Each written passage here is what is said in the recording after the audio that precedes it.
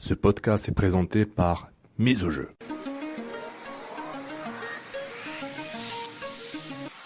Mise au jeu.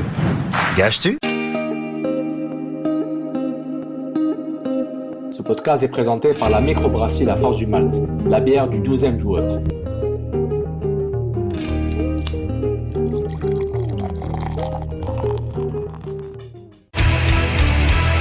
Peu importe c'est où, peu importe où ça se joue.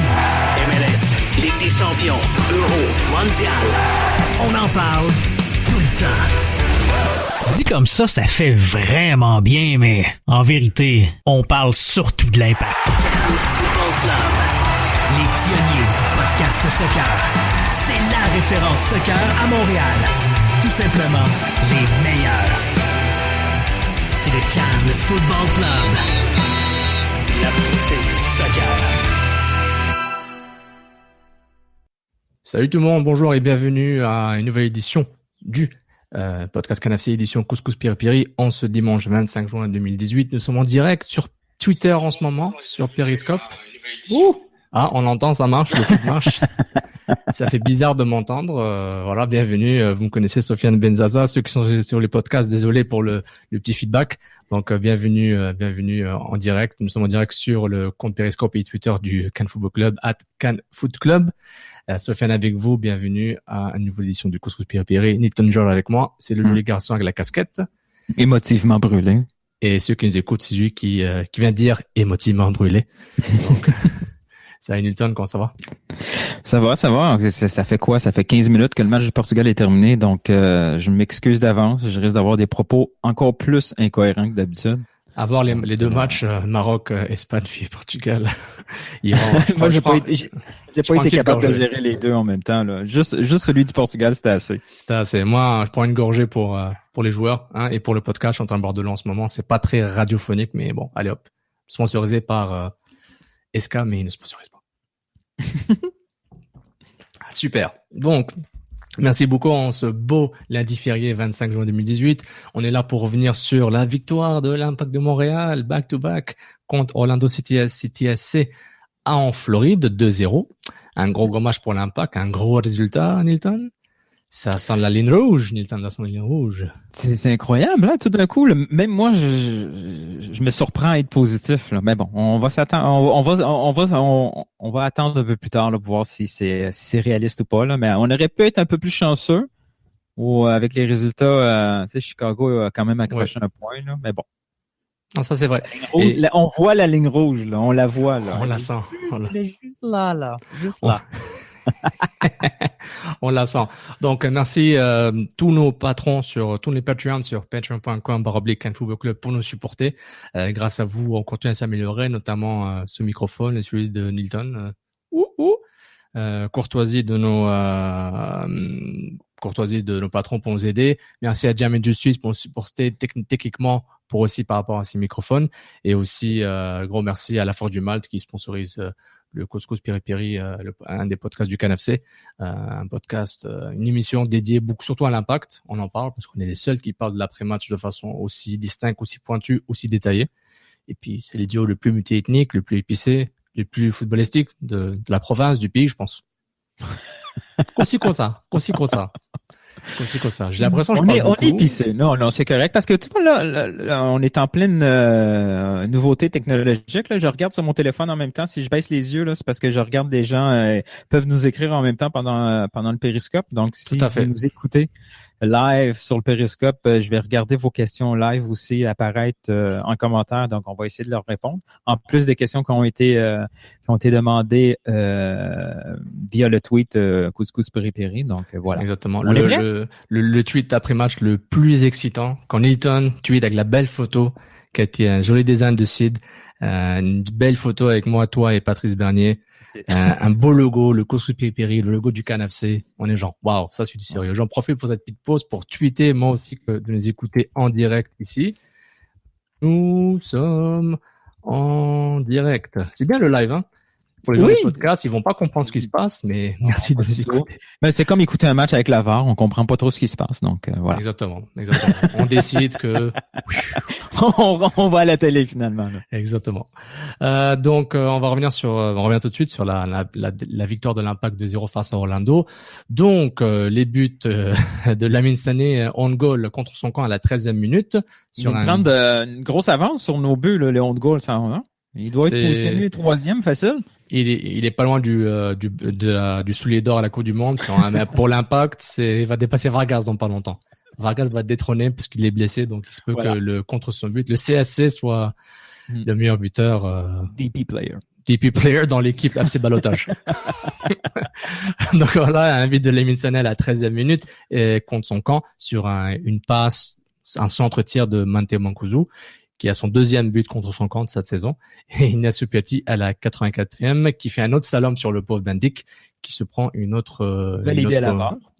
Oui, avec le VAR qui revalide le but, et puis Bendik qui se fait humilier pour la 2e fois en 2 matchs par le même Nacho Piatti. Rapidement, les aliments partants pour ce match du côté de Orlando, un 3-4-3, Spector, Sané, Tarek, Johnson, Kleshten, Rosell et Toya, et devant Coleman, Dwyer, Justin Merrim. L'Impact, le retour du 4-3-3, Lovitz, Camacho, Fanny Duval. Sur Died Raitala, mais s'est blessé à l'échauffement. Donc Duval a repris sa place comme latéral droit. Taider, Piet, Kroliki, Sylvain, Mankuzu et Piatti. Donc voilà en général le match. Bien sûr, on commence tout le temps par nos évaluations. Saputo pour la meilleure performance du côté de l'Impact. Tropoutine, celui qui a mangé trop de poutine, une poutine avant le match, puis il a mal digéré. Donc il a mal joué. Et évidemment, le moment je l'air d'un foin, c'est le moment loufoque, WTF, bizarre, comme vous voulez, une action, un joueur, ce que vous avez vu sur votre télé, chez vous peut-être, ça s'applique aussi. Donc remercie beaucoup et de participer avec ces hashtags. Donc on commence tout de suite. Nilton, j'ai besoin de ton sapoteur de ce match parce que j'ai trop peur de commencer surtout. C'est difficile de déterminer hein, la paire de défense centrale a bien fait, là, pas seulement défensivement, parce qu'ils n'ont pas eu un gros travail à faire défensivement. Là, Orlando a été assez faible, mais ce qui était bien de Fanny et de Camacho, c'était vraiment leur calme avec le ballon. Là. On voyait clairement la consigne de relancer calmement, ballon au pied.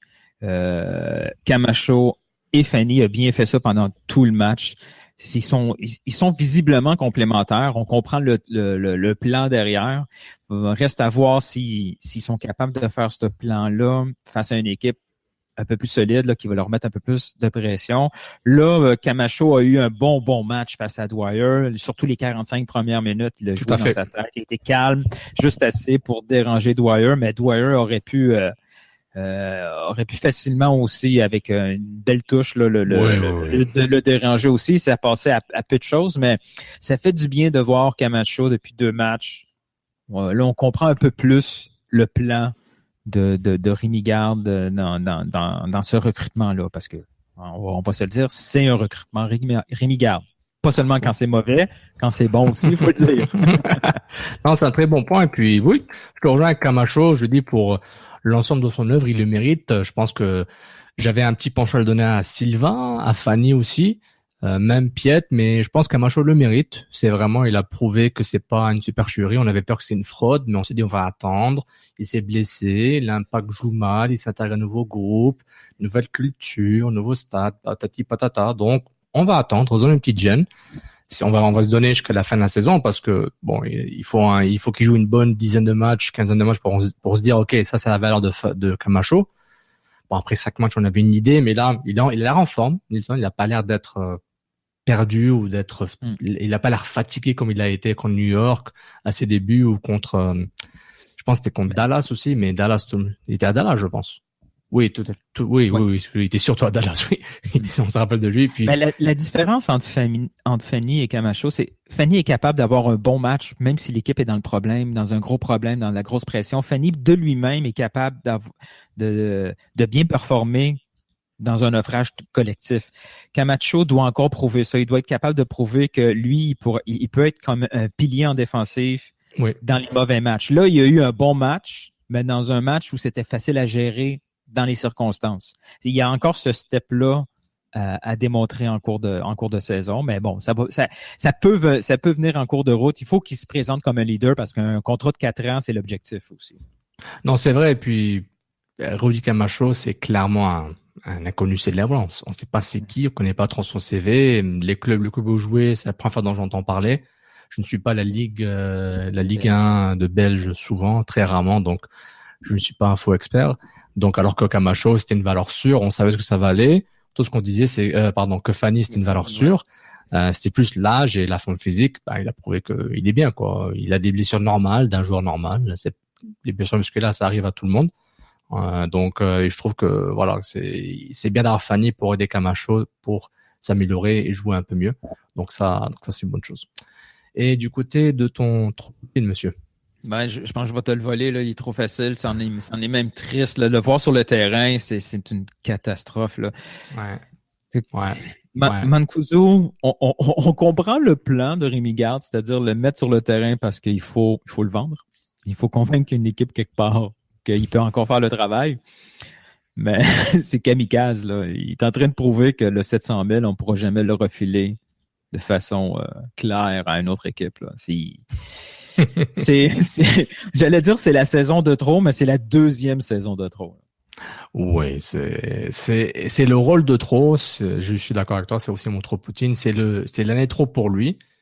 C'est le rôle de trop. Les chaussures sont trop grandes pour lui et pas comme si l'Impact a un grand statut. C'est plus par rapport aux besoins de l'Impact. Les besoins de l'Impact sont tellement grands en termes d'attaque, en termes de marquer des buts, en termes de besoin de marquer des buts et gagner des matchs et vraiment faire la différence. Mancuso n'a pas pu le faire. Puis je pense qu'il avait le talent pour le faire, honnêtement. Il n'y a pas deux pieds gauche. C'est juste que, voilà, qu'il est peut-être pas assez bon dans le système de l'Impact, il est pas assez bon. Peut-être l'Impact demande trop à un attaquant. Il a clairement perdu sa touche. Je veux dire. Oui, il a une touche qui perd, mais Mancuso, c'est pas Drogba, c'est pas Di Vaio. Eux, ils pouvaient faire Di Vaio, on se rappelle de lui, il avait rien, là, avec Di Vaio. Map était assez moyen, là, dans ses décisions. Puis s'est amélioré avec Di Vaio. Exactement. C'est là qu'on se rend compte que Marco Di Vaio, c'était quelque chose. Il a réussi à mettre tous ces buts-là avec une équipe, là, très, très faible autour de lui, là. Et là, c'est l'inverse, là. Mancuso a quand même des éléments en face, tu sais, à côté de lui pour lui donner des occasions de but. Puis, tout à fait. Je veux dire, Justin Brown l'aurait mis, là. Ah, Brownzilla. Ouais. Ça, c'est Jesse Marsh, quoi qu'il fasse avec les Red Bulls ou avec les Red Bulls à Leipzig ou à New York, quoi qu'il arrive, il faut qu'on se rappelle qu'il a fait un échange pour aller chercher Justin Brownzilla. Faut jamais oublier. C'était en 2012, le football était différent en 2012. Pas tant que ça, mais assez différent pour dire que Brown aurait pu aider dans la MLS 2012. À la limite, on peut le comprendre un peu quand on prend du recul. Mais Jesse Marsh, don't forget, my friend. You traded for Justin Brown. Never forget that. Donc voilà, bon. C'est excitant tout ça. Ouais. Et du côté de Gérard Danfoin, bon. Ben, la situation du deuxième but, c'était assez bordélique. On s'en est jamais vraiment rendu compte qu'il avait été déclaré, le deuxième but. On a vu la reprise. Nous-mêmes, on s'est dit, je pense qu'il n'y a pas hors-jeu. Next thing you know, le jeu était reparti. Même le compte Twitter de l'Impact était en mode surprise. Il avait accroché son cap lock. La nouvelle tendance de cette Coupe du Monde. Puis voilà, 2-0. 2-0. La remontada de la saison. Et puis pour répondre à l'avance une question de Dr Foot, dites Sofiane, la nouvelle coiffure de Saphir, c'est Saputo d'or ou Gélard Danfoin? Donc non, je pense pas que sa coiffure c'est Gélard Danfoin, mais c'est marrant quand même. c'est mais Warrior là. Puis c'est une différence. Dès qu'il a changé de coupe, il joue mieux. Depuis 2-3 matchs là, Taider c'est le Saputo d'or de l'équipe. Attention, hashtag deuxième niveau là. Il fait le travail, Nilton. Attends, j'essaie d'enlever, j'ai mon algérien juste en dessous, là, je vais l'enlever. 1, 2, 3. 1, 2, 3, ça fait. Donc voilà, du côté du public, on a Alexandre Guindon, Saputo d'or Camacho, semi-mérité, mais c'est pour faire changement de Piatti. Semi-Saputo d'or, c'est le, on est rendu là. C'est le Saputo d'or alternatif, c'est bon. Mon plan B de Saputo d'or, trop Poutine, la performance d'Orlando, épouvantable cette équipe. Et oui, ils viennent de changer d'entraîneur. Donc, c'est un problème de coaching et un problème de recrutement, quoique ils ont des joueurs que je prendrais, clairement. Et il y avait un commentaire de Sid durant le match où Justin Merham était méconnu. Donc, ça prouve que Merham à Columbus, c'était il était bon, mais Columbus aidait aussi à Justin Ram de s'améliorer. Donc, affaire à suivre. Et j'ai l'air d'un foin pour Alexandre Guindon, la caméra qui rate le coup franc final. Le réalisateur était déjà parti à la maison. Eh oui, il voulait éviter le trafic. Mathieu, LG Nounours Salé, Saputo d'or, Camacho Fanny, Tropoutine Silva, j'ai l'air d'un foin, Kroleki qui quitte parce qu'il a des gaz. Ça, j'ai pas compris. J'ai raté quelque chose. Ah, il se tenait le bas du ventre, là. Moi, je pensais que c'était une appendicite qui avait commencé, mais on m'a corrigé. Paraît que c'est pas le bon côté pour une appendicite. Ah, ok. Mais j'ai pas remarqué ça. C'est bon. Je suis content que les gens sont vraiment concentrés sur ce genre de trucs. Pour ce genre de trucs, c'est important de vérifier. Mais pour me dire que cette affaire est pas bon, là, on me le dit direct, là. Ah ouais. On te tag, c'est plus rapide comme réaction. Rapide. Mathieu, Atmachi Bouzouk, Camacho, top, comme son Saputo d'or. Du côté Tropoutine, Mankozu, flop. Et Jardin Foin, le debut de Piatti, WTF. Et un dernier pour la route, Stéphanie, @13 Steph Tremblay, Saputo d'or, Fanny Camacho, c'est le duo. Non, mais vraiment une vraie défense centrale. Tropoutine, Seigneur le 13, il est tellement utile que je sais même plus comment écrire son nom. Numéro 13 de l'Impact. Jardin Foin, toute équipe d'Orlando, sérieux, si ça vous tente plus les mecs. Donc voilà, merci beaucoup de participer à nos différentes évaluations et n'oubliez pas de remplir le formulaire d'évaluation pour donner vos Saputo d'or Tropoutine Jardin Foin pour faire partie de la compilation qui est faite avec des données statistiques précises et surtout pour donner aussi des notes pour chaque joueur et les notes de l'entraîneur, de l'arbitre et du match en général. Et n'oubliez pas de participer parce que c'est important pour qu'on moins puisse compiler toutes ces données pour pouvoir les partager avec vous puis avoir une vraie tendance de la saison parce on fait attention à ce qui passe au passé, Hilton. Ce qui se passe au passé, on le sait, on le note, et c'est pas un éternel recommencement, hein, si tu vois ce que je veux dire, hein. On analyse, quand on veut recruter, on vérifie, on check pas juste YouTube. Donc nous, on vérifie ce que les gens disent. On prend des notes, puis on les réutilise plus tard. Ah, c'est possible qu'on fait du copier-coller. Non, mais un Kozo, c'est pas du copier-coller, c'est malheureusement la vérité, en tant que Tropoutine. Donc, merci beaucoup, tout le monde pour les évaluations. Puis un gros merci aussi à la Forge du Malte, qui est sponsor de ce podcast, qui nous supporte tout le temps. Donc, merci encore de nous supporter. Et n'oubliez pas de déguster leur bière. Je pense ils m'ont contacté pour qu'on puisse avoir des samples. Donc, peut-être, on va faire un spécial CCPP avec Alec. On est sous, hein, on est en train de boire des bonnes bières de la Forge du Malte. Et on va dire que Mancoso était un Saputo d'or. Ouais. Donc, j'arrête de parler, Nilton. À toi de parler avec des questions du public pour qu'on puisse s'amuser avec eux. Une des premières questions qu'on a obtenues, c'est de Miroy. Bref, Sylvain, on abandonne ou son dernier match permet d'espérer qu'il sera bon? Sylvain, c'est dur à... Quand on veut l'enterrer, il revient.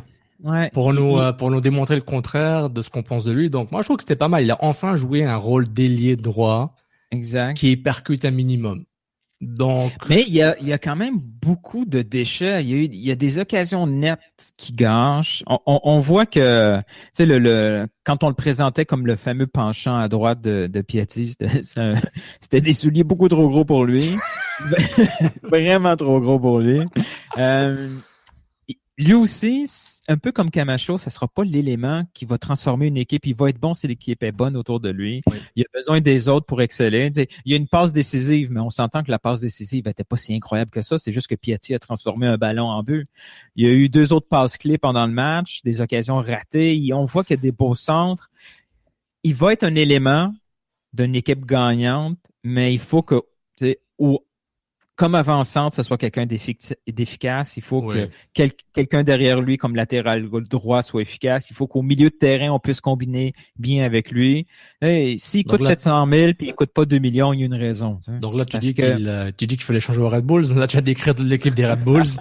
Je ne sais pas ce qui se passe. Mais j'ai hâte de voir comment on va vouloir vraiment l'utiliser. Tu sais, éventuellement, quand on va avoir 3 défenseurs centraux en santé. Ouais.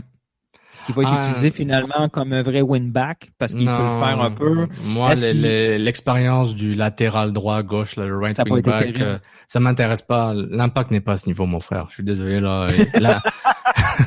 L'Impact n'a rien prouvé depuis... Comment tu me l'as dit? Il n'est pas là, mon frère. Oublie ça. Mon frère, Fouya, excuse-moi, mon cousin méditerranéen. T'écoutes trop de Coupe du Monde, alors tu compares ce que tu vois pendant l'après-midi au match du soir. Tu peux pas faire ça. Il y a clairement un impact entre quand on voit des matchs du mondial, même si c'est, je sais pas moi, même si c'était l'Iran, Uruguay par exemple. Disons que c'est juste deux équipes jouent l'un contre l'autre. C'est vraiment un match de purge. Hein. C'est vraiment. Si l'Iran, l'Uruguay jouent l'un contre l'autre, là on se dit ah merde, quel match pourri. Mais on se dit ouais mais il y a quand même un certain niveau d'intensité et niveau technique supérieur. Donc quand on fait un chiffre vers la MLS, même si tu vas Portland, Seattle, Red Bulls, Toronto, c'est rough. Alors l'impact Orlando, les équipes, on sait pas comment ils sont au-dessus d'autres équipes dans le classement, mais on se dit c'est rough, c'est très difficile à voir. Et là tu me dis, tu reviens en défense à 3, je mets la caméra là, à 3, quelque chose dont tu étais, un concept sur lequel tu étais contre de façon catégorique. Tu voulais même pas voir ça à la Seleção du Portugal, que vous avez des défenses centraux à gogo, puis là tu me dis Camacho, Fanny, Piraitala, ouais, pas de problème, on va le faire. Juste pour mettre en valeur Alejandro Silva, qui n'a encore rien prouvé en MLS.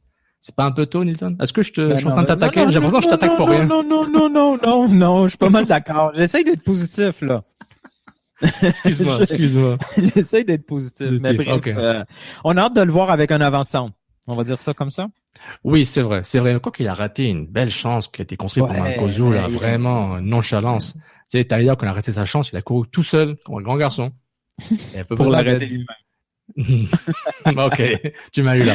Mais c'est vrai, mais Silva, c'est clairement, il fait partie de ces facteurs X sur lesquels l'impact c'est basé pour faire une saison correcte, pour dire, les gars, on va faire les séries avec des gars qu'on connaît pas trop, on sait pas qu'on va les intégrer avec un nouveau coach, un nouveau système. Donc, il y avait tellement de choses qui s'accumulaient en termes d'instabilité pour créer une fondation intéressante, puis on a vu ce que ça a donné. Mais avec 12 défaites, un nombre de défaites assez catastrophique. Mais Silva, tu sais, j'ai plus d'attentes de Silva que Edwards, par exemple.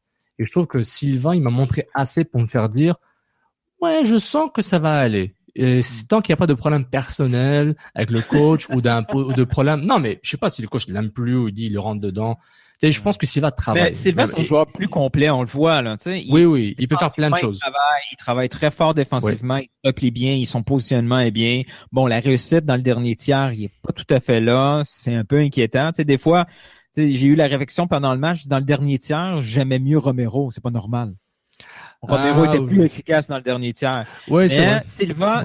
Silva va te donner un bon 90 minutes. C'est correct. Oui. Mais bon, il va falloir qu'il en donne un peu plus. Non, c'est vrai, mais il a montré assez de choses pour dire, avec son expérience, on dit qu'il a 28 ans, 29 ans, il est pas mal. On se dit, on va se donner espoir parce que il n'y a pas de compétition, il n'y a pas un Balou bis qui est là pour essayer de trouver une place dans l'équipe. Tu sais, il y a pas de compétition interne. C'est entre lui et Edwards. Et encore, c'est Piatti est blessé, t'as Edwards et Silva qui peut faire quelque chose. Donc, je me dis, voilà, il y a pas le feu au lac, comme disent les Suisses. Et puis, je trouve que c'est un joueur intéressant. Je suis pas prêt à le jeter dans la poubelle parce que je trouve que il a montré assez pour me dire, il est assez vieux pour qu'il puisse s'adapter à toi. Ça la garde aussi de mieux faire. Là, t'as un regard un peu. Ouais, parce que je regarde les questions pendant ce temps-là. je pensais que tu trouvais mes analyses pourries. Il parle de quoi? Pourquoi il parle de Silva pendant 10 minutes? Même? Je regarde la faute imaginaire main sur la VAR du Portugal. Ah, oui. On va pas là. On aura un débat sur le VAR. On a amplement le temps. La Coupe du Monde, là, elle est longue, puis j'ai hâte d'en parler dans d'autres émissions. Teach Tournesol nous demande, après Donadel, c'est quoi et comment la suite du ménage? C'est bien, hein, le terme ménage est parfait. C'est pas mal ça. Hein. C'est pas mal ça. Ouais, là, mais avec Donadel, ce qui est bizarre, c'est que c'est comme si on avait ouvert notre sac. Tu sais, le sac de l'aspirateur, on l'avait ouvert. on l'avait déjà, là. Le ménage était déjà fait, la poussière était déjà dans le sac en début janvier. On aurait pu le mettre directement là, dehors. On m'a dit, shit! Il y en a partout. Ça nous a pris 6 mois à ramasser. Ouais, ça. God. Mais là, tu sais, on s'était dit, c'était illogique de voir un Donadel. C'est son utilisation. C'est jamais utilisé comme milieu de terrain. On a préféré utiliser Krolicki, surutiliser Krolicki. On l'a utilisé. Ouais. Il a fallu l'utiliser en catastrophe en défense centrale. Il a été pas si mal finalement son dernier match et ça a été un bon match en défense centrale. Tu sais. Mais c'était pas logique de voir l'utilisation de Donadel en cette saison et en pré-saison. Tu sais. Là, on voit clairement que c'était déjà décidé le ballottage. On va voir pour la suite. Là. Ça m'étonnerait qu'il trouve une place ailleurs en MLS. Donadel, il est beaucoup plus facile la solution du ballottage pour Donadel. Je sais pas s'il est applicable pour les autres. Oui, Oduro, on le sait, là, ça a été dit, ça a été sous-entendu. On a essayé de le faire baisser son salaire pour pouvoir l'échanger ailleurs. Il y avait des options soit en MLS, soit en USL. Ouais. Il est pas fou, puis c'est légitime aussi. Oduro va pas accepter de recevoir uniquement le tiers de son salaire parce que Braz et compagnie a fait un mauvais deal. C'est pas à lui à assumer, là. Ouais. C'est pas à lui à assumer un salaire de 100 000 au lieu de 300 000 parce que tout d'un coup, il fait plus les plans, là. C'est tant pis pour l'Impact de Montréal. On est incapable de l'échanger maintenant. Ça va être très, très, très compliqué. Puis de toute façon, ça sert à rien. À part, il occupe pas une place internationale. À part une place dans l'effectif, ça sert pas à grand chose, là. Et il faut trouver une valeur à Oduro. Mancuso, c'est l'ultime défi, là. Ben, c'est le deuxième nom qui est sorti. Pourquoi pas Mancuso? Tout le monde sur Twitter dit, le tour de Mancuso arrive quand? Parce que j'ai pas pu trouver toutes les règles là, sur le waiver, sur le ballottage, qui est éligible au ballottage, est-ce qu'il doit avoir des pénalités? Parce que Jack, il faut que tu payes son salaire. Je pense qu'il reste dans ta masse salariale, je pense. Il doit rester sur ton cas parce que Vandril, il est encore joueur officiellement, même si là il joue c'est sûr plus. qu'il reçoit son salaire, point. Ça, c'est sûr. S'ils l'ont mis en ballottage, c'est qu'ils n'ont pas pu faire une entente à l'amiable pour se séparer et puis qu'ils fassent moins d'argent, mais qu'ils s'en aillent. Vandril le fait, il dit, les gars, vous me payez mon argent, que je joue ou que je joue pas, vous me devez ça s'appelle un contrat. Donc personne n'a forcé l'Impact à signer ça.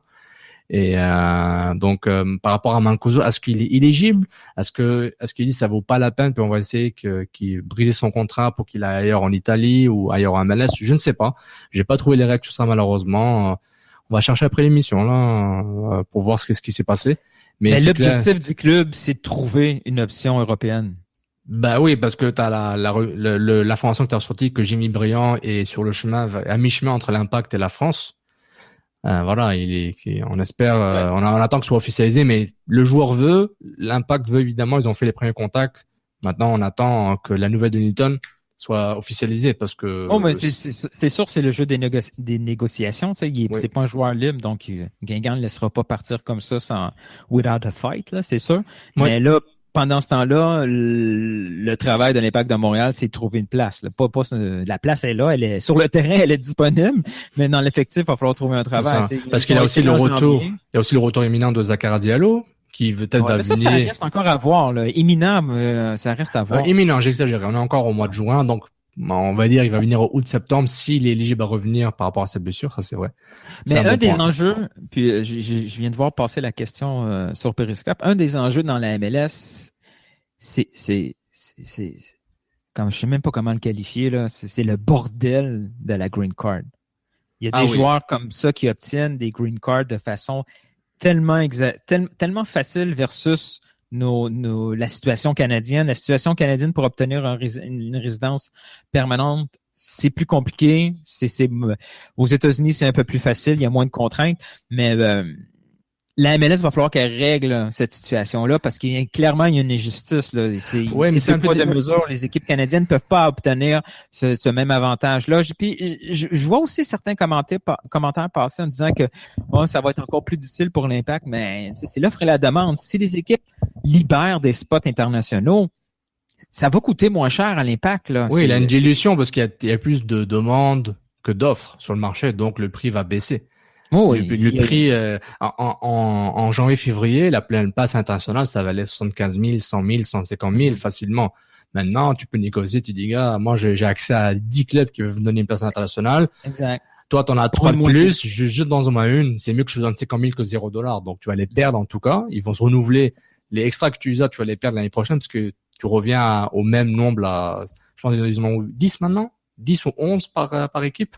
Je pense que c'était 8. 8, ils en ont minimum 8. Donc, à chaque année, ça on te redonne 8. Là, si on avait acheté 3 de plus, tu les gardes pas, les 3. Il faut que tu les réachètes à chaque année. Ouais. Ça se renouvelle pas. Je serais pas étonné que ça soit un enjeu qui va revenir en janvier. Les propriétaires canadiens, c'est sûr qu'ils vont attaquer, Garber et compagnie avec ce problème-là. C'est clairement un désavantage pour les franchises canadiennes. Puis, ça serait pas illogique de voir tout d'un coup les les Canadiens obtenir un spot additionnel à cause de la situation de la green card. Mais c'est pas nécessairement quelque chose qui est dans le cadre, qui est cadré par la MLS, c'est les lois du travail. Donc, avoir une green card dans les États-Unis, c'est oui, mais ils ont le Secretary of Labor, je sais pas le nom là, mais le ministère du travail aux États-Unis, alors qu'au Canada, c'est pas aussi facile. Quand tu as eu la situation des joueurs qui sortent de l'académie canadiens, maintenant qui ne sont plus considérés comme internationaux, tu sais, il y a quand même cette flexibilité. Oui, mais ça va vers les États-Unis, alors que dans le Canada, c'est une question de statut. C'est une question de statut parce que avoir une green card aux États-Unis, être considéré une green card est différent. C'est pas le même concept que d'être résident permanent au Canada. C'est deux concepts différents. C'est pas deux concepts, c'est deux processus très différents. Puis la ligue peut pas gérer ça. Elle peut supporter les clubs canadiens pour prouver, je sais pas moi, pour essayer de prouver ou aider à prouver que les joueurs qui sont assez longtemps là, c'est des travailleurs normaux, etc., qui peuvent avoir la résidence. Et je suis même pas sûr si la résidence est assez pour considérer qu'un joueur ne sera plus international. Maintenant, peut-être il faut voir la citoyenneté, je ne suis pas sûr. Mais ce qui est important de savoir, c'est que c'est le club de négocier. Maintenant, c'est une très bonne question à Adam Bras. Je suis pas sûr qu'il a la réponse. Je suis pas sûr qu'on l'a posée plusieurs fois. Et puis, je vais lui demander la prochaine fois que je le vois au stade pour voir comment ça marche. Est-ce que c'est vraiment l'association canadienne qui doit travailler aussi avec des clubs et la MLS pour accélérer ce processus-là? Parce que à la fin, un joueur de foot, c'est un employé. C'est rien, il n'y a pas un statut spécial. C'est un employé, il est payé, il paye des taxes. C'est illogique de voir un Piatti qui est ici depuis tant d'années être encore considéré international quand un joueur qui ça fait 18 mois qui est à Houston ou qui est à New York. Ouais.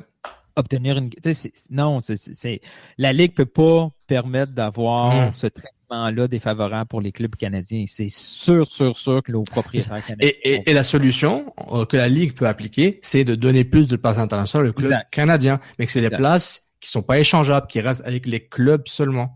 Pour compenser un peu. Parce que si tu peux trouver un calcul mathématique, tu dis, disons que c'est facile, qu'en 18 mois, un joueur international peut avoir la green card, donc il compte plus comme joueur international. Donc tu peux donner une place et demie de moyenne à chaque club canadien. Jusqu'à 2 places. Tu peux déterminer que si un joueur étranger, ça fait 3 saisons qu'il est avec un club, ça compte plus comme international. C'est long quand même, 3 saisons. C'est long. Dans un cycle d'un joueur, c'est long. Moi, je dirais même, 3 saisons, on aurait déjà Cabrera, on aurait déjà Piatti, pratiquement. Là. Et puis la Ligue, moi, et c'est important, Nilton, c'est que moi, en fait, c'est la solution, que la Ligue donne plus de places internationales au club canadien seulement, parce que quoi qu'il arrive, les clubs américains ont un avantage territorial par rapport à la loi du travail aux États-Unis. Donc ça, c'est clair. Je pense que vous pouvez lire les différents articles de Paul Tenorio. Je pense qu'il a dû me parler plusieurs fois à Paul Tenorio qui était avec 442, quelque chose maintenant qui est avec The Athletic Soccer. Et puis, je pense qu'il a parlé plusieurs fois des green cards et le processus. Et ce qui est important de savoir, c'est que la Ligue, au lieu de passer par ce qui est légal et la loi, peuvent tout simplement gérer ça avec leur loi interne. On donne plus de places internationales au club canadien. C'est des places que tu peux pas échanger avec d'autres clubs canadiens et US, donc elles sont à toi, elles bougent pas et elles ont aucune valeur monétaire déjà, de 1, et de 2, tu donnes la capacité de niveler un peu les choses parce que la Ligue fait des règles bizarres pour les joueurs américains, internationaux, qui reviennent au pays. Tu as fait une section aux États-Unis contre la Finlande, t'es seulement international US, donc quand tu reviens dans la Ligue pour la première fois ou la 10e fois, faut que tu passes par un draft d'allocation, je sais pas quoi, US, blablabla. Donc, s'ils donnent ces règles spécifiques à des internationaux américains qui ont zéro rapport avec les clubs canadiens, parce que eux, qui jouent aux États-Unis ou en Finlande, on s'en fout, est-ce qu'il est bon ou pas, voilà. Et c'est pourquoi si la Ligue est flexible pour créer des drafts pourris de n'importe quoi avec des coin toss, pour donner la place de, comment s'appelle l'américain, allemand, là, qui est supposé partir à Chicago, mais il partait à New England, là, l'allemand américain qui était au Galaxy après. En tout cas, tu sais, ils ont fait un flip coin pour décider s'il allait partir à LA, à New York, à New England Revolution ou à Chicago. C'est des Dreads. Jermaine Jones, voilà, Jermaine Jones. C'était un international américain. Les deux équipes ont mis un discovery sur lui, puis ils avaient, en tout cas, c'était compliqué. Puis ils font ça pour des internationaux américains. Donc, s'il vous plaît, donnez 1 ou 2 places extra aux clubs canadiens qui ont aucune valeur monétaire, qui sont seulement à ces clubs-là. Ils sont échangeables à aucun club canadien ou US de la MLS. Et c'est fini, c'est réglé. Et les clubs doivent faire cette démarche. Donc, si vous nous écoutez, appelez Don Garber. Dans le fond, nous, on veut plus de règlements MLS. Que ça soit plus compliqué encore. C'est ça Ouais, qu'on veut. mais c'est déjà complexe, Nilton, avec les salary cap, avec les échanges, avec tout ça. D'accord avec toi. Tant qu'à faire, fais des règles canadiennes spécifiques. T'as créé une génération Adidas canadien. Donc, tant mieux. Donc, fais ça et fais d'autres règles pro-canadiennes. Si c'est trop compliqué avec le gouvernement et Justin Trudeau, il n'y a pas de problème. Pas ça. Justin Trudeau. Justin, On est rendu avec pardon. Justin? Excuse-moi. Justin Trudeau. Excuse-moi, je parlais en MLS soccer money. You know, bro. Donc, et c'est ça. Et c'est important. Et je trouve que la Ligue a sa flexibilité de changer les règles internes. Tu mets tout le monde d'accord. Les gars, on se calme avec les green cards. On va donner un peu à nos amis canadiens. Parce qu'ils ont quand même donné Jovinko, Bradley, puis Altidore avec l'argent qu'ils ont. Puis ils ont quand même donné Drogba et Piatti notamment. Donc, s'il vous plaît, on va faire un petit deal pour nos amis. Je pense que j'ai encore trop parlé, Nilton. C'est pas grave. Moi, j'aime t'écouter.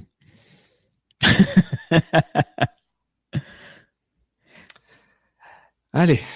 Bon, prochaine question. S'il vous plaît. Louis et Félix nous demandent, est-ce qu'on est trop optimiste de dire que nous avons finalement une solide paire de défense centrale? Allez, c'est une solide paire depuis 2 matchs. Maintenant, il faut donner du temps. Il faut donner du temps. On voit qu'ils sont complémentaires. On comprend un peu plus les profils de chacun et les rôles de chacun. Déjà, on voit un plan. Oui. On revoit un peu le plan, la paire ciment sous-marin. Oui, on voit l'idée derrière. On se dit, OK, ils jouent pas de la même façon, mais ils peuvent travailler ensemble. C'est ça. Maintenant, il faut le voir contre une bonne équipe. Oui, contre des bonnes équipes. Parce que Orlando 2 fois, c'est sympa. Mais Red Bulls, Portland, New England, les autres bonnes équipes, Toronto FC, même s'ils peinent en ce moment. T'as raison, Milton. C'est une question de consistance en termes de performance. Mais cette paire-là, elle se fait détruire par Atlanta United. Ça, c'est clair. Mais cette paire profite de 2 choses. En fait, une chose et 2 joueurs dans cette chose-là, c'est Safi Taider et Piet qui jouent beaucoup plus bas. Surtout Taider. Il y a une différence par rapport à ça. Oui, il y a des options. Puis on voit une application.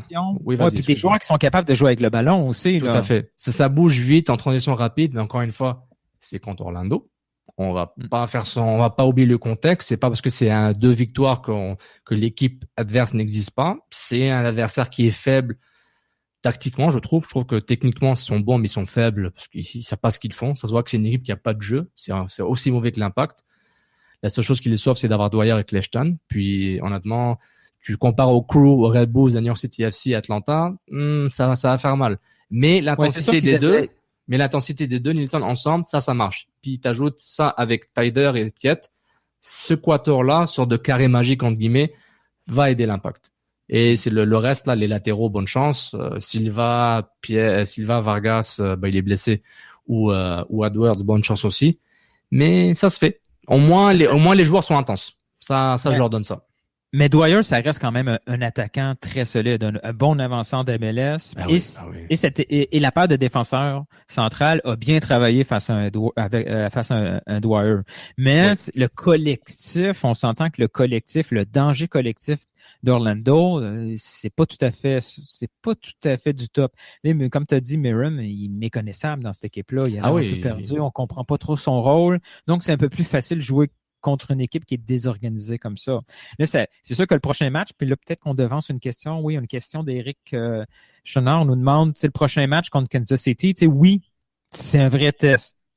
Est-ce qu'on va pouvoir appliquer les mêmes consignes? Probablement pas. Oui, on va être à la maison. Peut-être que Casey va jouer un peu plus bas comme Orlando jouait. Mais Casey a un collectif beaucoup, beaucoup plus efficace. Ils sont premiers là, dans leur division. Oui, donc, ça va être un vrai test.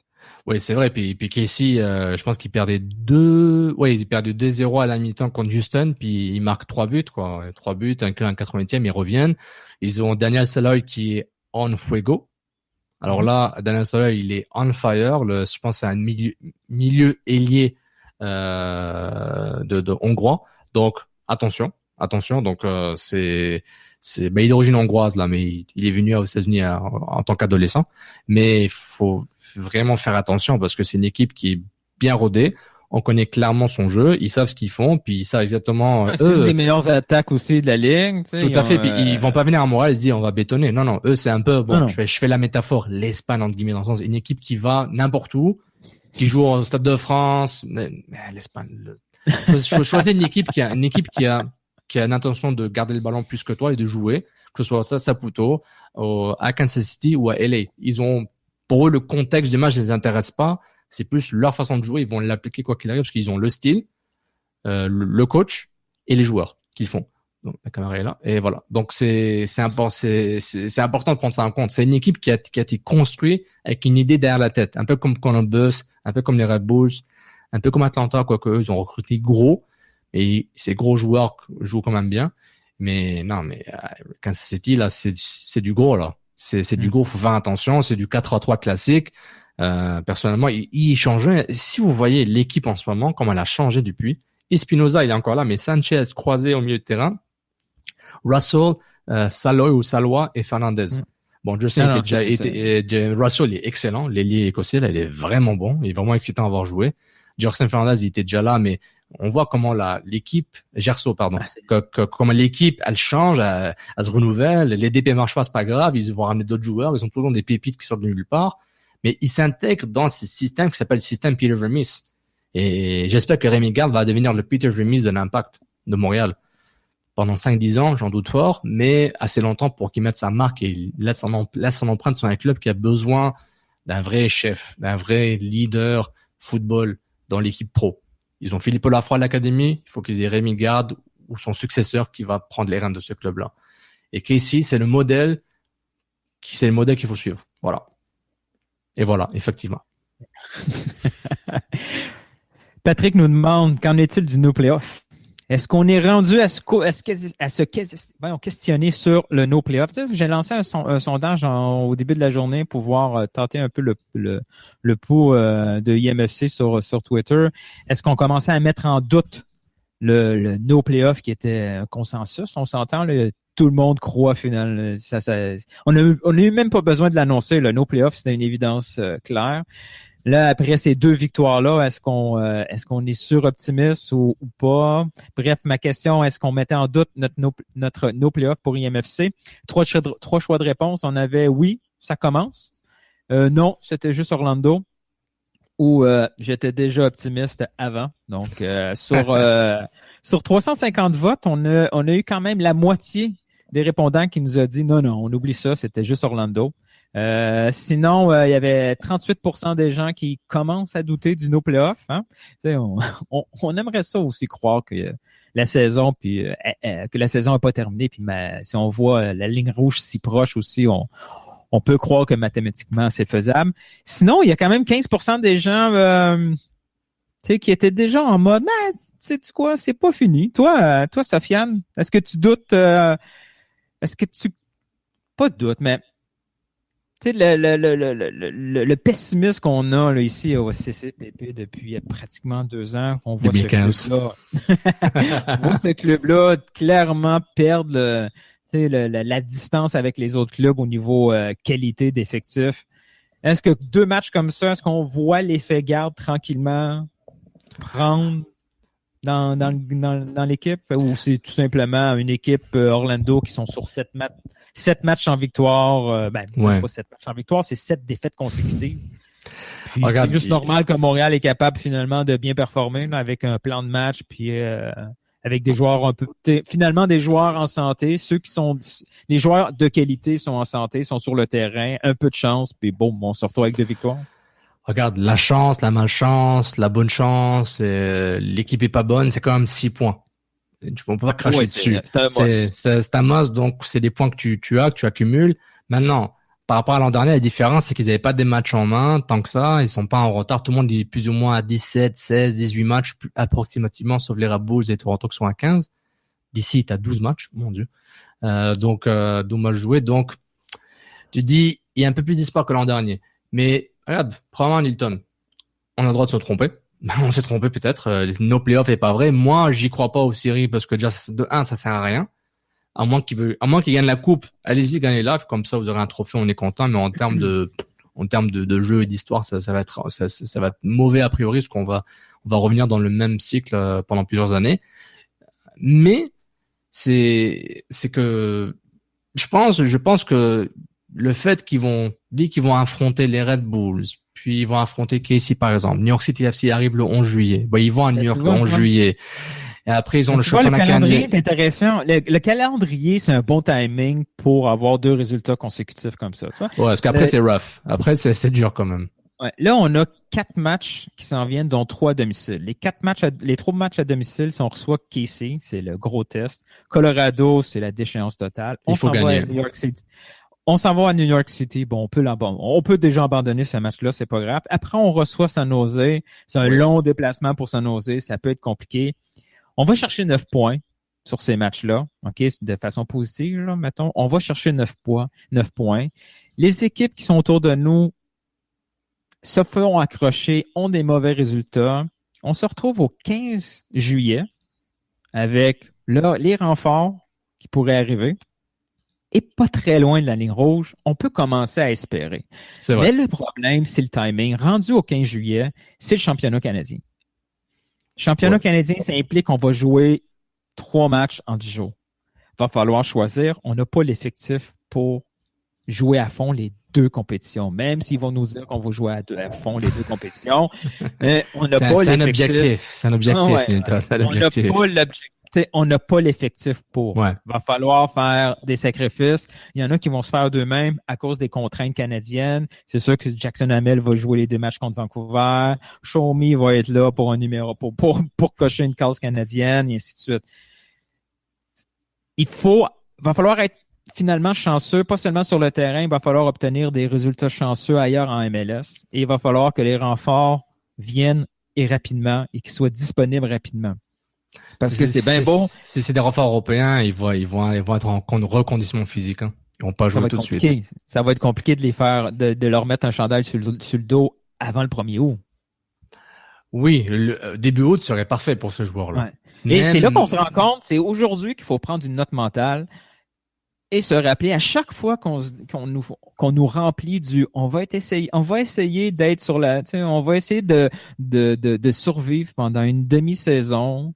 Puis après, avec les du renfort magique, finir en force pour la deuxième partie de la saison. C'est faux. C'est faux.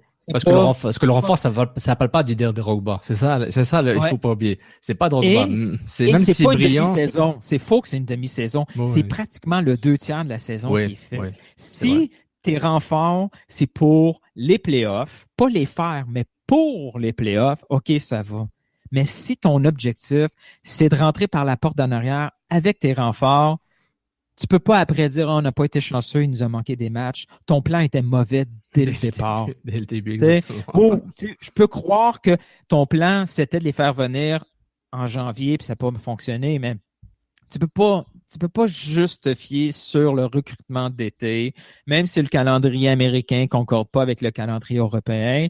On le sait depuis toujours. Si un Jimmy Brillant arrive il peut pas être opérationnel avant le mois d'août. Ça va être très, très compliqué. Il est en vacances depuis le mois de mai. Exactement. Il pourra pas sauver la saison de façon miraculeuse en 10 matchs. Non, c'est impossible. C'est impossible. Pas que c'est impossible. À quoi ça sert? Pour faire quoi exactement? Tu as la chance de préparer 2019 maintenant de façon sereine. Tu es serein. Même si Joey Saputo va virer tout le monde à la fin de la saison, meurs avec tes idées et qu'avec les idées de quelqu'un d'autre. Et c'est la chance de Rémi Garde de dire, je ramène mes joueurs, on va jouer ça de façon-là. Piatti, là, les matchs canadiens, il devrait pas jouer. Ne va pas à Vancouver. Rentre à la mi-temps à Montréal. Mais ne fais pas le voyage. Il faut gérer les choses. Laisse les jeunes jouer. Ceux qui te restent, qu'il reste pas beaucoup de jeunes Canadiens. Juste amuse-toi. Et juste Vancouver, si tu les bats, tant mieux. Tu vas quand même te probablement taper Ottawa, Toronto ou Las Vegas. Ils vont faire la même chose. On sait jamais. Vancouver va avoir les mêmes contraintes. Eux aussi, il faut qu'ils choisissent. Puis, ouais, parce que eux, ils ont une saison assez mauvaise. Ils ont une séquence assez mauvaise en ce moment, mais ils sont quand même 6e. Voyons comment l'Est. Ils sont dans la lutte. Ils sont dans la même situation. Exactement. Et l'Ouest est beaucoup plus fort que l'Est en termes de volume. Là, ils ont beaucoup plus d'équipes.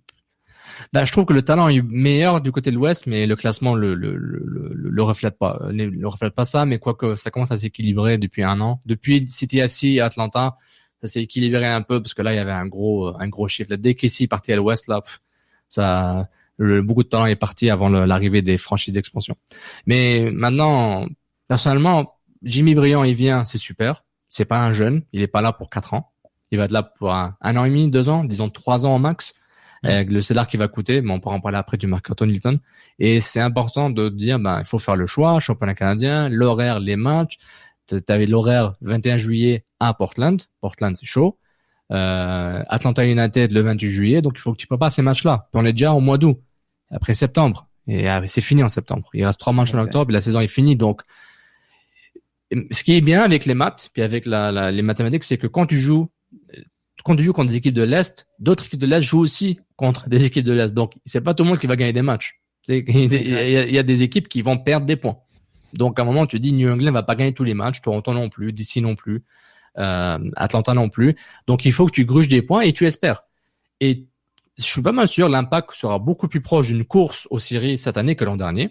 Je pense que ça va être chaud, à moins s'ils perdent 3 matchs de suite, c'est fini. S'ils font 1-1, 2-1, 2-2, tu vois, s'ils font une petite séquence comme ça durant le mois de juin, juillet, qui reste, ils ont une grande chance d'être encore dans la course aux séries. L'Impact va faire partie des clubs qui seront intéressés à suivre durant le fameux Decision Day, ou même Decision Week ou Decision Weeks.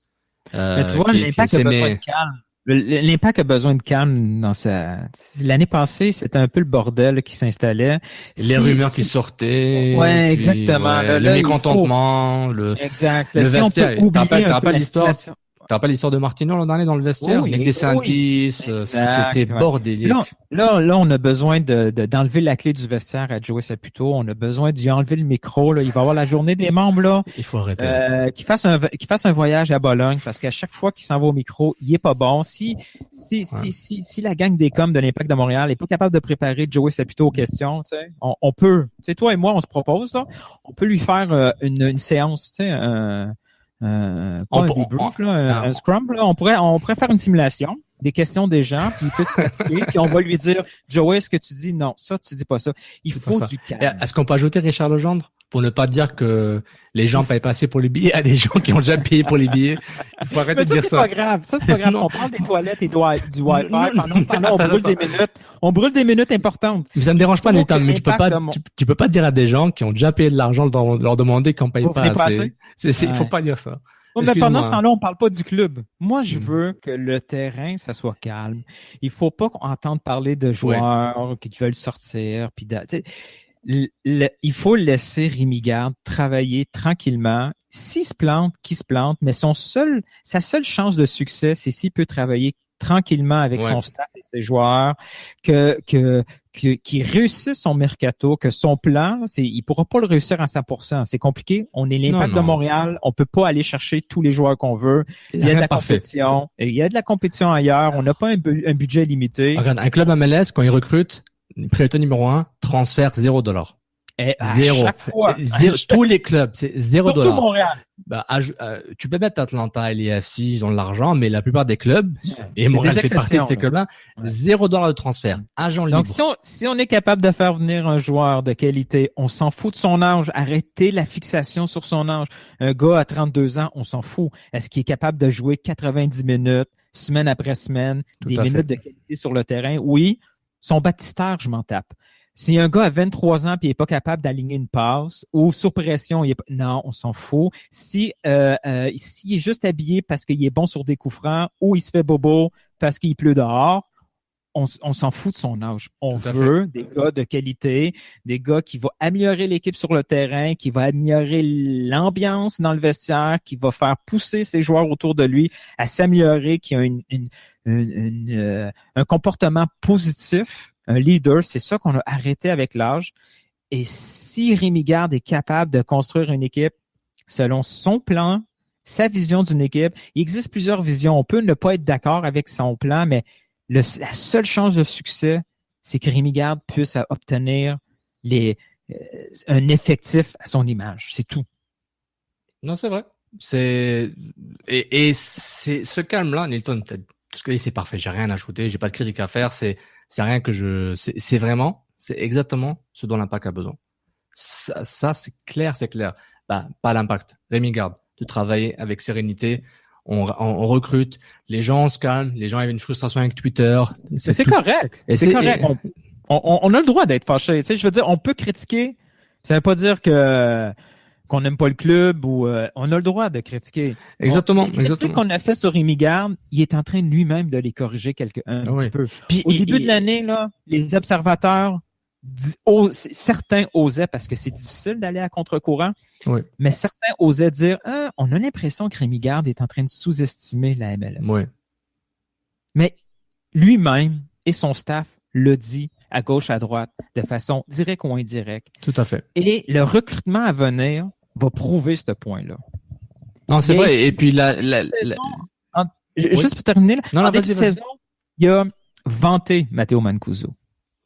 Il a là, au comparé mois de à Cavani. juillet, Il a comparé son travail, son output d'énergie et de travail à celui de Cavani. ben oui, parce qu'il Il a dit que c'était similaire. Oui, mais tout ce qu'il a vu, là, c'est Mancuso en entraînement contre la deuxième paire de l'Impact de Montréal et contre le Las Vegas Light et les d'autres équipes USL. Puis il s'est dit, OK, ce gars-là, il va faire le travail. Rendu en MLS, il a fait, ce gars-là peut pas faire le travail en MLS. Son prochain recrutement va prouver qu'il avait mal évalué Mancuso. Il va s'en débarrasser, puis il va mettre quelqu'un qui connaît ses caractéristiques, qui connaît sa valeur, il sait ce qu'il peut apporter sur le terrain, en sachant très bien contre quel genre de défensive il va travailler. Tout à fait. Tout à fait. Et puis, et les joueurs qu'il a déjà ramenés, le profil dont il recherchait comme Safia Taider, par exemple. Silva, même si c'est pas lui qui l'a cherché, mais il dit j'ai besoin c'est un profil. Donc, OK.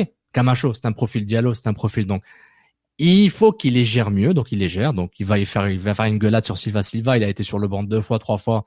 Mais c'est correct. Parce qu'il performe mal, donc Rémi Garde fait des décisions. C'est pas un drone, c'est pas un robot. Là, c'est pas une marionnette qu'on commence à ficeler et puis à contrôler. C'est la théorie du complot des Santis Bras Sabuto.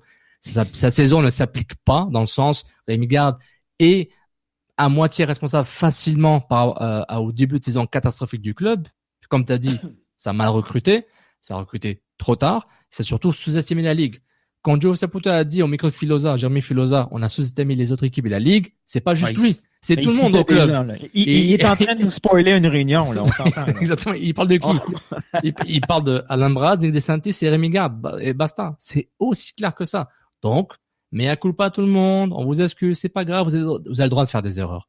Il faut juste les avouer puis passer à l'action. Voilà, exécuter. Le problème de l'Impact cette saison, au terme de recrutement, c'est une question d'exécution. C'est tout. Ils ont tous des bonnes idées. Ils veulent tous des bons joueurs, des bons ailiers, des bons attaquants. Mais il faut exécuter. Et juillet, c'est ta chance pour exécuter pour les 2 prochaines années. C'est maintenant ou jamais. C'est parce que l'été, c'est plus facile. En décembre, c'est très difficile pour chercher l'international, sauf si tu cherches des pépites d'or dans les ligues latines, sud-américaines, Amérique centrale. Donc oui, ça c'est un recrutement à faire. Il y a des bons joueurs du Panama, l'Honduras, Mexique aussi, même si ça coûte très cher. Maintenant, c'est à toi de gérer ça, d'exécuter. Je suis pas là pour dire faire ton travail, je veux juste te juger sur ton travail. Et là, c'est trop facile de juger l'Impact parce que c'est trop prévisible. Et c'est ça le problème. Voilà. Mario Quintal nous demande, Ken Krolicki, est-ce le moment de s'enthousiasmer?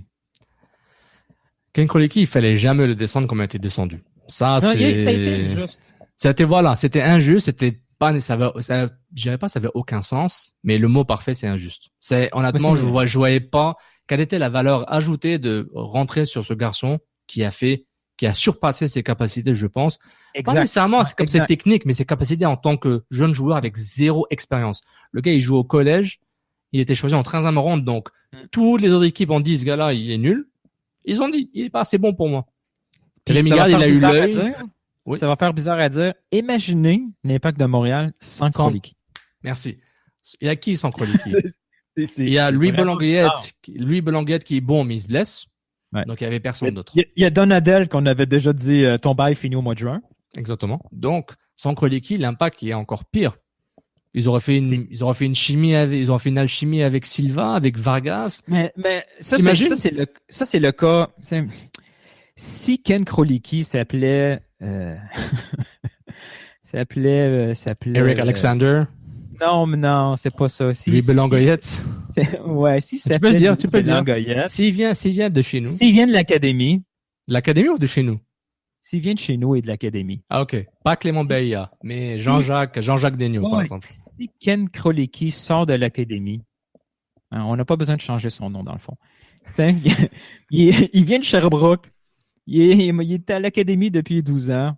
On est vraiment heureux de lui. On est content de le voir jouer. On dit quelle formation de l'Impact de Montréal. Regardez ça à l'académie. Non, puis on C'est vrai, je suis demande d'accord. Ken Krolicki dans l'équipe canadienne. On devrait l'appeler Ken Krolicki dans l'équipe Comme canadienne. titulaire, au lieu de Airfield. Direct. Non, mais on est vraiment méchant avec lui parce qu'on lui demande des choses de un qu'il est incapable de faire et de deux que Rémi Garde lui demande pas de faire. Rémi Garde Mais sur le terrain, il est obligé de le faire. Je pense que Rémi Garde lui demande à un certain moment de jouer comme le relais offensif. Je pense que c'est clair, Nilton. Il lui demande. On lui cherche, on lui demande pas les dernières passes. Oui, on mais veut qu'il y ait on veut qu'il y ait une intention un peu plus offensive. tout à fait. On voit qu'il est pas capable. Non, on sait que Krolicki, c'est pas Linuen. On le savait. C'est pas Benny Earl Harbour. Tu vois le gars, tu l'as vu? Tu l'as vu avec le Marcato? Ok. C'est pas Honda. C'est pas dedans. C'est pas Benny Earl Harbour. C'est même pas Saphir Taider en termes de volume de jeu. Voilà. Et je dis Taider parce qu'il est là. Pour dire que Taider peut mieux faire ce que Krolicki fait. Mais s'il fait ça, il peut pas bien défendre, il peut pas bien reculer. Donc, c'est une question d'équilibre. Et Krolicki, c'est le piston, c'est l'électron libre pour dire, OK, quand on attaque, tu montes, quand on défend, tu fais ton Gattuso, tu tags, tu gagnes tous les ballons, puis il le fait bien. Et il va faire des erreurs. Et ça arrive à la gestion des attentes. Comme gérer les attentes d'une saison. C'est une recrue de la NCAA. NCAA. 3e ronde. C'est-à-dire que les autres équipes l'ont passé 2 fois. Même 3 fois ce que l'Impact l'a pris en 3e ronde. Donc, imagine ce que le joueur vaut aux yeux des recruteurs. Maintenant, le draft veut dire ce que veut dire. Il y a des choix de première ronde qui sont nuls. Donc ça, c'est pas grave. Mais moi, ce que je trouve intéressant par rapport à Krolicki, c'est que Rémi Garde l'aime bien parce qu'il l'aime par rapport à son volume et son intensité et son travail. Quelque chose qu'il a dit clairement sur Edwards, sur Jackson Hamel. Il a dit plusieurs fois. Et la fameuse critique, la culture de l'entraînement. Krolicki, je pense pas que c'est un joueur qui a nécessairement c'est pas un problème. C'est pas un problème. Maintenant, il est limité, mais il faut qu'il joue pour qu'il se développe. Ce que Krolicki a eu comme traitement, j'espère que les joueurs de l'académie qui vont venir vont ressortir ce traitement parce que ils auront prouvé qu'ils sont habiles et qu'ils travaillent fort et bien et intelligemment pour être intégrés dans le groupe pro. Parce qu'il faut prendre l'exemple de Krolicki, prends-le comme modèle d'intégration. Et dis-toi, c'est quoi? Si lui, il peut le faire, moi, je peux le faire. Mais il faut que je travaille fort. Il faut que je me donne. Il faut que j'y vais à 100% pour que j'ai une chance. Donc, les joueurs de l'académie, c'est un exemple de persévérance. C'est-à-dire, regardez-le. Il est pas parfait, mais il est assez bon pour qu'un entraîneur l'encadre et dise, lui, il va m'aider dans des points X, Y, Z. Basta. Donc Krolicki, Best New Player Impact 2018. Mathieu Bernier nous demande, avec la possible arrivée de Jimmy Briand, on peut garder Nacho? C'est le but, hein. Si Jimmy Briand est là, c'est pour Nacho briller encore plus. C'est le but. Maintenant, comme dirait Nacho, je peux partir ailleurs. Oui, mais j'espère que non. Un Jimmy Briand à l'Impact de Montréal, sans Nacho, il sert à rien. Oui, Jimmy Briand, il faut quelqu'un qui lui fasse des passes. Il faut quelqu'un qui joue avec lui pour créer des espaces. C'est une combinaison. Regarde l'Égypte sans Salah, ils font rien. Mais avec Salah, c'est difficile. Il faut que tu aies un jeu collectif pour que tes meilleurs joueurs, tes meilleurs pistons puissent s'intégrer ensemble. C'est simple que ça. Il n'y a pas de recette magique. Il faut que tu aies un collectif qui joue ensemble. Piatti a besoin de Briand. Piatti n'a pas seulement besoin de Briand, mais Piatti avec Briand vont être beaucoup plus efficaces et va aider surtout l'Impact pour diversifier leur portfolio offensif. Parce que là, le portfolio il est vraiment mauvais.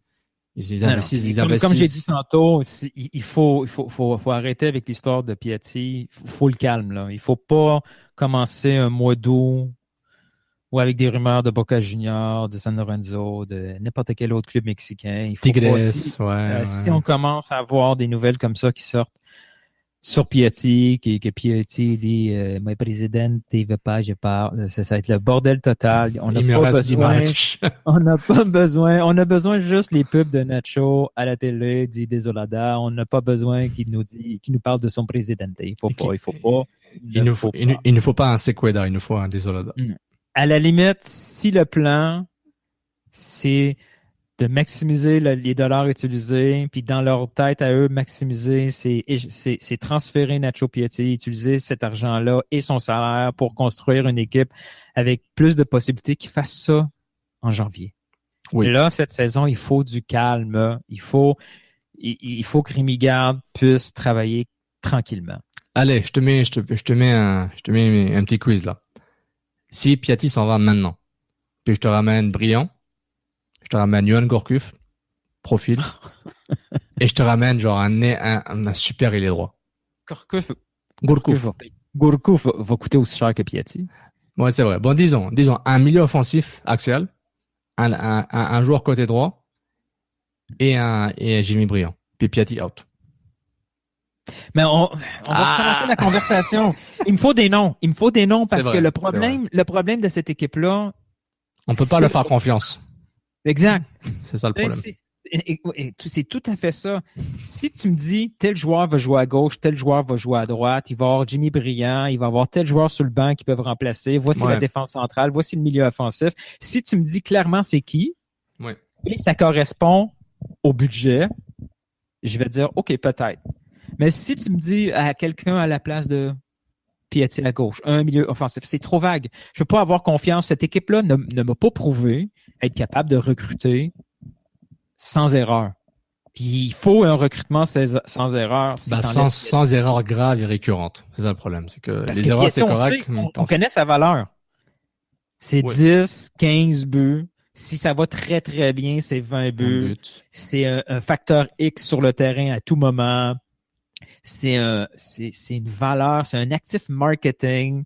Ce club-là existe dans le marché de Montréal présentement parce qu'il y a Nacho Piatti. Tout à fait. Il y a le contexte Laurent Simon qui traîne derrière. Tu peux pas. Mais je pense que les gens ils ont oublié rapidement Simon. À part les highlights de coups francs qui marquent de temps en temps. Mais de temps en temps, ils ont oublié.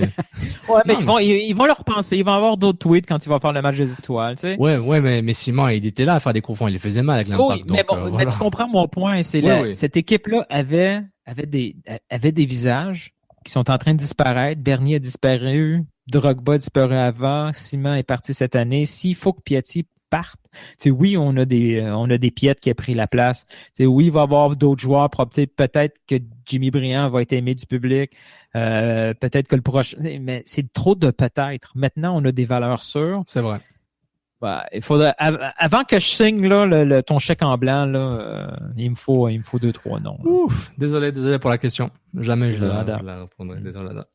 Samuel nous demande à quoi bon sert Cabrera si jamais la paire Fanny Camacho est si bonne que ça finalement avec un retour de Fisher, de Diallo. Est-ce que on va miser sur 2 joueurs blessés? Je pense pas là. Mais...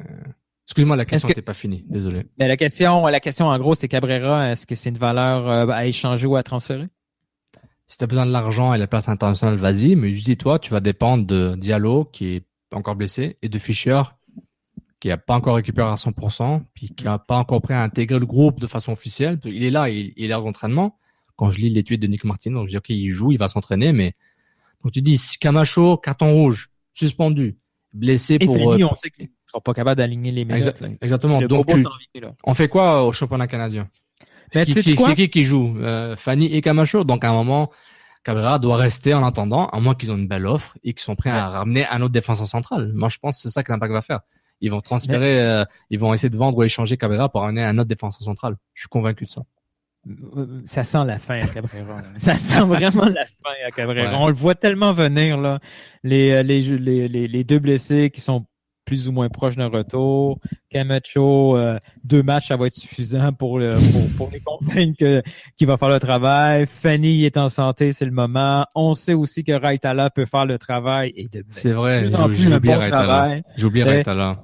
Peut-être que le plan B ou C, c'est Thomas Meyer-Giguère. On le ramène parce qu'il est en ligne des minutes de plus en plus à Ottawa. Ils n'auront pas le choix. Cabrera, il va falloir il s'en débarrasse mais surtout le spot international derrière lui, le salaire derrière. Puis on le sait que Cabrera, ça a été un recrutement MLS. Là. C'était un joueur qui était offert à peu près à tout le monde dans la MLS. Là. C'est pas un recrutement 100% Nick DeSantis. Là. Non. Il y a d'autres. C'est vrai. Il y a d'autres équipes qui pourraient être intéressées. Il y a d'autres équipes qui sont dans le trouble aussi défensivement. Puis Cabrera, si on montre les bons vidéos, ça peut convaincre quelques équipes. Non, mais tu l'avais dit. Minutes sont comptées, là. Tu l'avais dit comme info il y a 2 semaines que l'Impact essaie de le bouger, donc il va bouger là au bon prix, à la bonne valeur. L'Impact va le faire. Puis c'est vrai, j'ai oublié Raita là, donc oui, Cabrera il va partir. Ouais, désolé. Une autre question? Ouais, une dernière. Fanny à droite. Ouais, tiens. Il y a eu le fameux 15-20 minutes de Rod Fanny à droite pour remplacer Duval. C'est une question de Ludwig. Est-ce une option pour l'Impact de Montréal? Il est plus important au centre. Puis il y a plus de travail à droite pour essayer de monter. Il peut le faire. C'est un latéral droit de métier. Il a fait les 2 rôles. Mais pour l'Impact de Montréal, Rod Fanny est un défenseur central. Puis il est parfait. Je trouve qu'il faut pas trop. Je vais répondre d'une façon un peu sarcastique. C'est ma force. C'est un classique. Ouais. Si Rod Fanny était capable de jouer 90 minutes à droite, s'il avait le physique pour jouer 90 minutes comme latéral droit, il serait pas dans MLS. Il serait quelque part en Europe parce que ça veut dire qu'il serait tout un défenseur central avec tout le volume de jeu nécessaire en Europe. S'il se retrouve ici, c'est parce que il est pas capable. Il a pas le physique de faire ce travail. Si on veut mettre deux matchs Rod Fanny à droite, puis assumer qu'il va être blessé 2 mois plus tard, c'est OK. Mais, voilà, mais il a aucune valeur ajoutée à droite. Je sais que Duval, c'est pas top. On sait que Petrasso, c'est pas un vrai latéral droit. Et moi, il est pas prêt pour faire ce rôle-là. Il est fait pour Team Canada, donc j'ai peur pour l'équipe nationale canadienne. Peut-être ça marche mieux pour lui là-bas. Je me rappelle plus de la Gold Cup. Je trouve que la Gold Cup, il était intéressant, il courait beaucoup, mais ça vaut ce que ça vaut. On regardait trop Samuel. On était trop occupés à scouter Samuel. Samuel, ouais, on faisait Football Manager 2018, c'est ça. Non, c'est un bon point. Mais non, Fanny à droite, ça sert à rien. L'Impact n'a pas besoin de Fanny à droite. L'Impact a besoin de Fanny au centre, à la défense, au poste de défenseur central. Surtout quand on vient de dire que Cabrera va partir. Donc, ça sert à rien. L'idée est bonne. Il faisait ça avant, mais à son âge, il n'y a pas de valeur ajoutée, ni pour lui, ni pour le club. Bon, on a fait le tour. On a fait le tour. Wouh! Donc, notre prochain rendez-vous, c'est une émission spéciale Jimmy Briand? Oui, on a hâte qu'il soit officialisé enfin avec les fausses rumeurs en Turquie, là, comme d'habitude. Tout le temps des rumeurs turques qui sortent dès qu'un joueur vient en MLS. Puis il y a un autre club, il y a des enchères. Pop.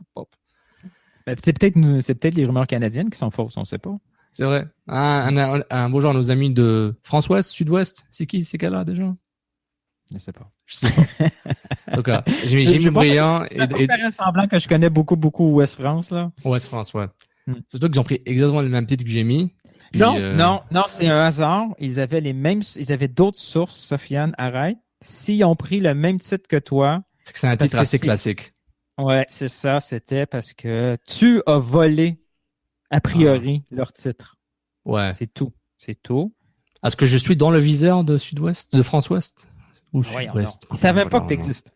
Exactement. C'est vrai. C'est vrai.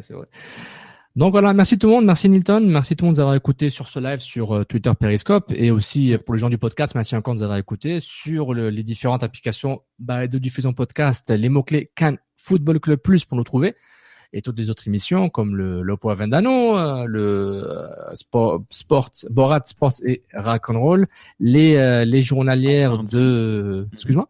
Les comptes rendus